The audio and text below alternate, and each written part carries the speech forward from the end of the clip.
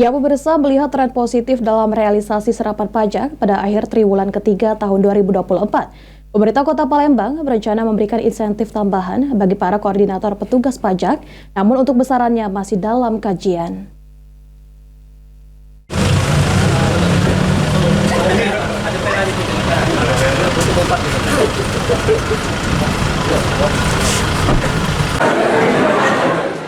Sebagai bentuk apresiasi serta motivasi kepada para petugas pajak, lantaran realisasi serapan pajak Kota Palembang terus menunjukkan tren positif di tahun 2024 ini.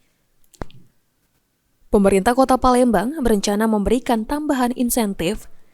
PJ Wali Kota Palembang, Uco Abdurrauf Damenta, mengatakan, rencana pemberian insentif dilakukan kepada para koordinator petugas pajak seperti camat, lurah, dan koordinator petugas pajak. Sementara untuk besaran dan kapan pencairan insentif masih dalam kajian. Insentif itu untuk semacam bentuk apresiasi pemerintah pada para petugas pajak yang rajin, disiplin, dan tertib. Ya, itu wajiblah kita berikan resmi. Senada, Kepala Bapenda Kota Palembang, Raymond Lauri, mengatakan, pemberian insentif kepada para koordinator petugas pajak sendiri akan disesuaikan dengan capaian realisasi serapan pajak Kota Palembang. Camat, lurah, dan koordinator. Besarannya berapa tuh, Pak? Nanti kita lihat ya, sesuai dengan pendapatan ya, seperti itu ya.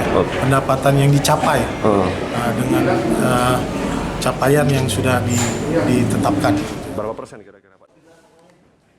Berdasarkan data Bapenda Kota Palembang, target realisasi serapan pajak Kota Palembang tahun 2024 di angka 1,154 triliun rupiah. Dan hingga akhir triwulan ketiga, realisasi serapan pajak sudah di atas angka 82,79%. Sandi Pratama, PAL TV.